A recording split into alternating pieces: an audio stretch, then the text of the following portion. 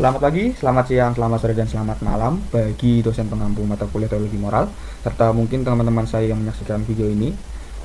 Pada kesempatan kali ini, saya akan membuat presentasi atau penyampaian materi secara singkat dari materi yang sudah disampaikan oleh dosen pengampu saya di mata kuliah teologi moral, di mana video ini dibuat untuk pemenuhan tugas UAS teologi moral. Nah, sebelum kita lanjut ke dalam materi yang kita akan bahas, alangkah baiknya saya akan memperkenalkan diri saya. Nama saya adalah Daniel Evangelan Priesta dengan NIM 251444013 dari program studi pendidikan kimia. Sebelum kita akan melangkah lebih jauh, saya akan merapel apa yang akan saya bahas pada materi kesempatan kali ini. Di materi ini saya akan membahas akar dari krisis moral, di mana kita akan mencari tahu sebenarnya apa sih akar, apa sih penyebab, dan kenapa krisis moral itu terjadi. Lalu juga ada jembatan pemulihan, di mana sebenarnya apa sih sarana yang bisa digunakan kita untuk pemulihan dari krisis moral ini. Dan juga ada isu moral yang pertama, yaitu aborsi. Lalu ada isu moral yang kedua, yaitu eutanasia. Nah, sebagai pendahuluan, teman-teman sekalian, hidup manusia itu bukanlah sebuah kebetulan biologis belaka, melainkan kehidupan ini merupakan anugerah ilahi, di mana yang dirancang dan dikasih secara personal oleh Allah Sang Pencipta. Dan namun, dalam realitas dunia modern saat ini, kita menyaksikan betapa martabat kehidupan ini seringkali diguncang dalam berbagai krisis moral. Nah, contohnya ini ada beberapa tantangannya di era kontemporer ini. Khususnya martabat manusia kerap diguncang oleh beberapa krisis moral, utilitarisme, dan juga pengabaian hak hidup dan kaum lemah. Dan tujuan dari refleksi integratif ini yaitu untuk membedah bagaimana sih kerusakan moral akibat dosa dapat dipulihkan melalui rahmat, sehingga melahirkan komitmen nyata untuk membela kehidupan. Dan juga di sini akan menyebutkan bagaimana sakramen hadir membawa pemulihan, serta bagaimana kita menanggapi tantangan melalui konkret masa kini seperti isu aborsi dan eutanasia. Dan selanjutnya kita akan masuk ke dalam pembahasan yang pertama, yaitu akar masalah dan teologi serta hakikat dosa. Nah, dosa ini seringkali membuat kita terjebak, di mana memahami dosa sebatas hanya pelanggaran hukum tertulis atau aturan legalistik formal.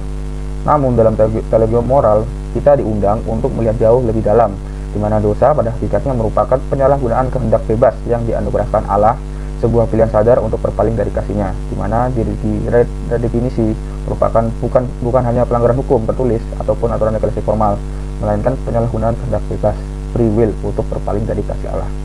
Nah, Santo Agustinus sendiri ini mendefinisikan dosa sebagai aversio adeo et conversio ad creatum, di mana memiliki arti berbalik, di mana artinya adalah memunggungi Allah dan berbalik secara berlebihan kepada penciptaan. Nah, dampak dari tindakan ini sangat destruktif.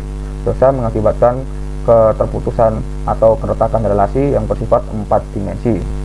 Dari mana esensi dosa ini merupakan serangan terhadap tatanan moral dan martabat insani yang telah dirancang secara ilahi.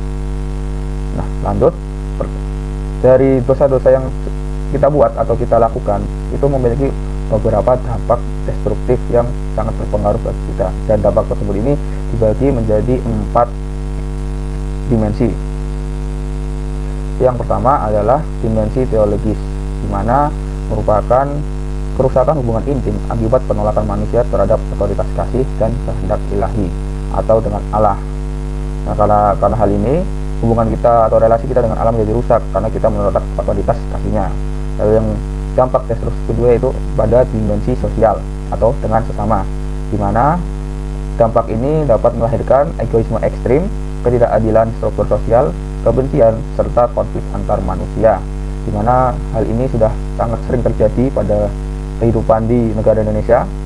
Cekcok di mana-mana, ribut di mana-mana, apa-apa selalu diakhiri dengan keributan.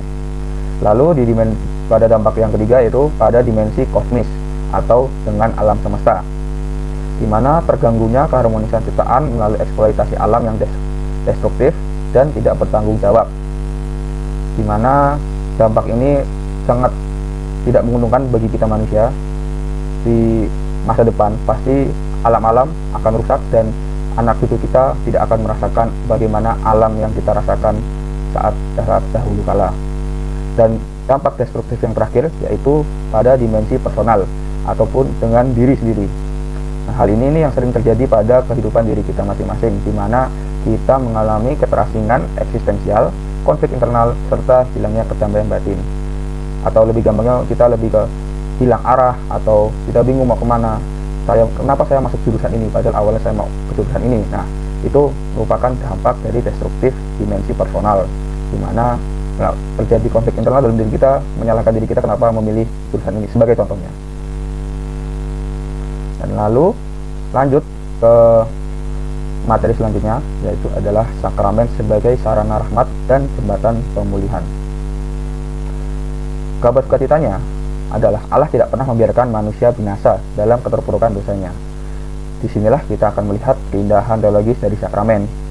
Dan di sini juga gereja mengajarkan bahwa sakramen merupakan tanda lahiriah yang dikuduskan oleh Kristus sendiri untuk menyalurkan rahmat gaib kepada jiwa kita, di mana sakramen ini memiliki hakikat itu sendiri, menjadi tanda lahiriah dan kelihatan yang dikuduskan oleh Kristus sendiri ini untuk menyalurkan rahmat gaib bagi yang tak kelihatan ke dalam jiwa kita.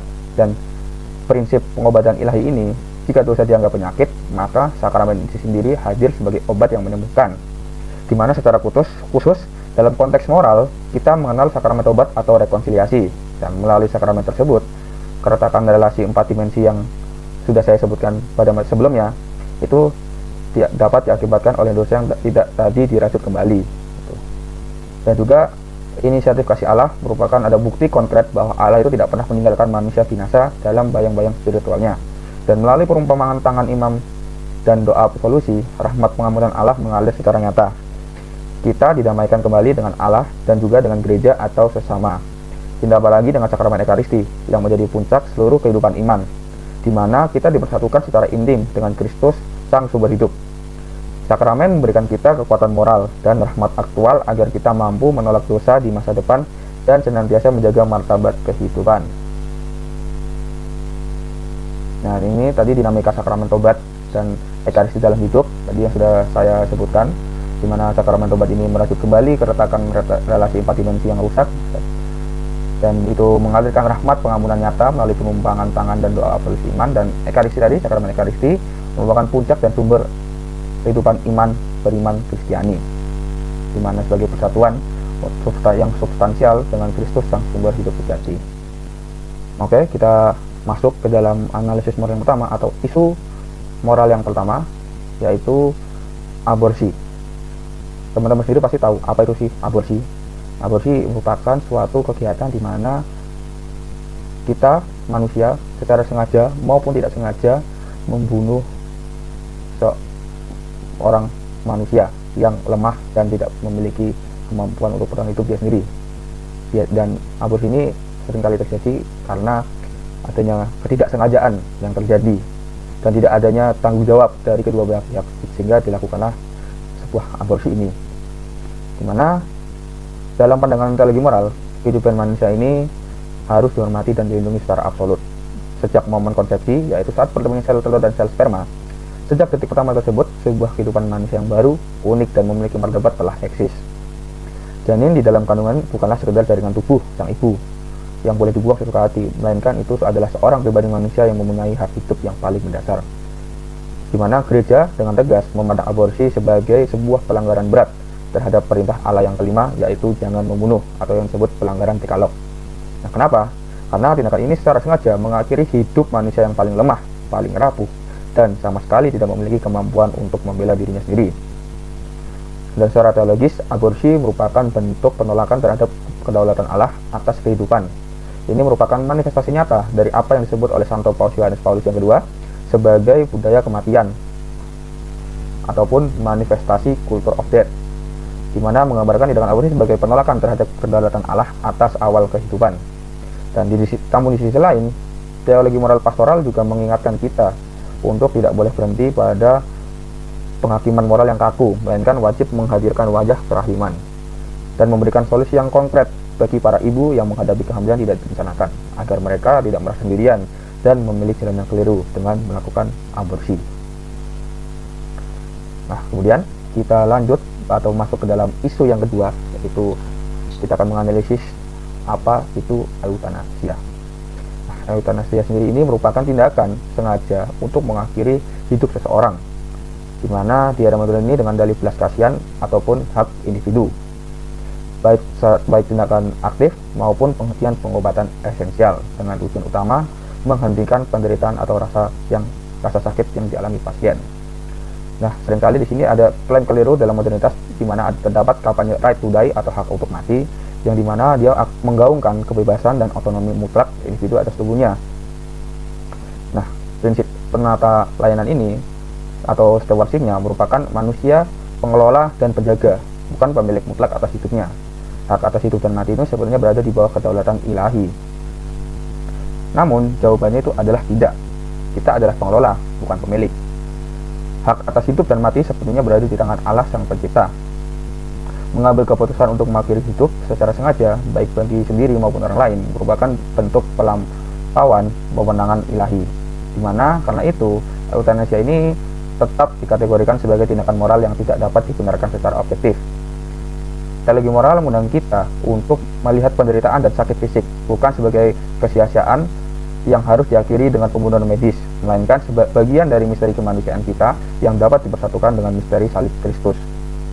Daripada menawarkan kematian melalui euthanasia, gereja mendorong pengembangan perawatan paliatif, yaitu tindakan medis untuk meringankan rasa sakit fisik, sembari memberikan pendampingan psikologis, moral, dan spiritual yang penuh kasih bagi pasien di masa-masa akhir hidupnya, di mana menemani mereka sampai akhir menyebut secara natural merupakan bentuk penghormatan sejati terhadap martabat manusia. Dan kesimpulan yang ada pada materi kali ini yang saya dapat itu merupakan pemulihan spiritual melalui sakramen ini wajib membuahkan komitmen etis, moral konkret untuk membela hak hidup manusia di dunia nyata. Dan kita juga melihat bagaimana dosa ini dapat merusak dan memutuskan relasi suci kita. Namun itu Allah tuh menyediakan sakramen sebagai sarana rahmat yang selalu terbuka untuk menyembuhkan, memulihkan kita. Dan kita juga harus berkata tidak pada aborsi yang merenggut kaum lemah di awal kehidupan, dan juga berkata tidak pada euthanasia yang menolak otoritas Allah di akhir kehidupan. Dan menjaga kesucian batin juga merupakan hal yang aktif menerima rahmat sakramental dan konsisten dalam menyuarakan kebenaran moral demi menjaga martabat setiap pribadi. Dan sebagai penutup, mari kita ingat bahwa kita semua ini dipanggil untuk menjadi agen-agen pembawa budaya kehidupan. Mari kita jaga kehidupan, mulai dari menjaga kesucian hati kita dari dosa, aktif menerima rahmat sakramental, dan juga menyuarakan kebenaran moral demi menghormati setiap martabat insani. Dan demikian presentasi materi yang saya sampaikan. Mohon maaf yang sebesar-besarnya apabila ada tutur kata atau penyampaian saya yang kurang berkenan selama penjelasan tadi. Terima kasih banyak atas perhatian dan waktu yang telah disediakan. Terima kasih.